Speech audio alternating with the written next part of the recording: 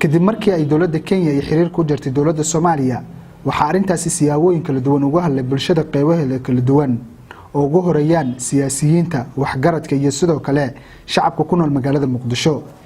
siyaasiyiinta qaarkood oo la hadlay warbaahinta janawka ee magaalada Muqdisho ayaa waxa ay sheegeen in wax saameyn ku yeelan doonin hadalka ka soo yeeray dowladda Kenya.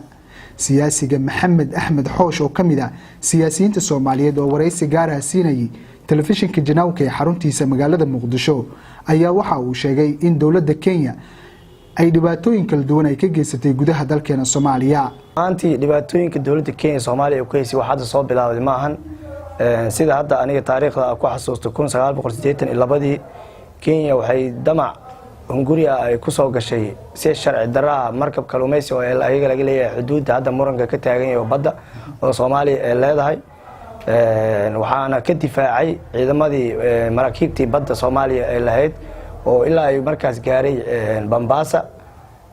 waxa kale oo jirtay 1984 waxay Kenya dhac baahsan u geysatay ganacsatada Soomaaliya oo ganacsi ku lahaa Nairobi Kenya. haddaan waxaa jirto xuduudka sida ciidamada laba kootonka Kenya ay u soo galeen Soomaaliya gabadh fala badan ay geysteen duqeymo aan loo meeldaynay xoolaha iyo dadka bini'aadamka Soomaalida degan meesha xuduudka iyo jubooyinka. waxa kamid ah arimaha ganacsiga oo sharci darrada dhuxusha iyo xaalufinta dhirta oo qayb ay ka yihiin. shirkadii Hormuud oo hadda dhibaato baan ay ku hayaan oo dhowr xarumood ay ka gubeen. marka saameynta Kenya dhibaatada ay ku hayso Soomaaliya waa wax soo bilowday 1982 waana mana uu sii jirto 27 sano la soo dhaafay oo burburkii uu jiray.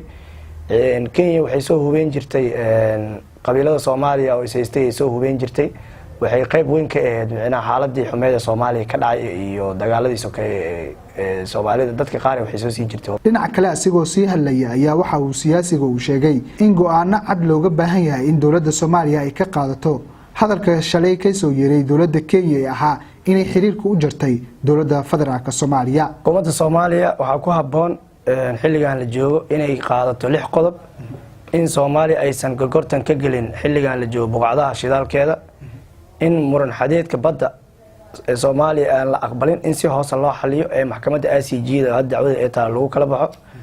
haddii Kenya ay ixtiraami weyso madax banaanida dhuleed badeed iyo dadeed ee Soomaaliya in xiriirka diblomaasiyad hoos loo dhigo. haddii intaas ay ku waantoobaysan gabi ahaanba loo jiro. haddii saddexdaas qodob ee hore Kenya go'aankeeda laba ka ah ay kaga waantoobi weyso in loogu daro 3 qodob oo kale kaasoo kooka in ganacsiga qaadka in laga mamnuuco guud ahaan Soomaaliya, in hay'adaha ka shaqeeya arrimaha Soomaaliya ay ku sugan dalka Kenya si degdeg ah looga soo raro ama ay ku gaaraan meel Soomaaliya ay raali ka tahay ama Muqdisho ay ku soo gaaraan, iyo in ciidamada Kenya ay gabadh-falada ka wado jubooyinka iyo xuduudka in gabi ahaanba si degdeg ah ee Soomaaliya uga baxaan. leedaas qodob ayaa kula talin lahaa xukuumadda Soomaaliya inay kaga jawaabto fargelintii Soomaaliya iyo xiriirkii loogu jaray Soomaaliya Kenya ugu goysay. Cabdifataax Muumin Ilkacse, Janawka TV, magaalada Muqdisho.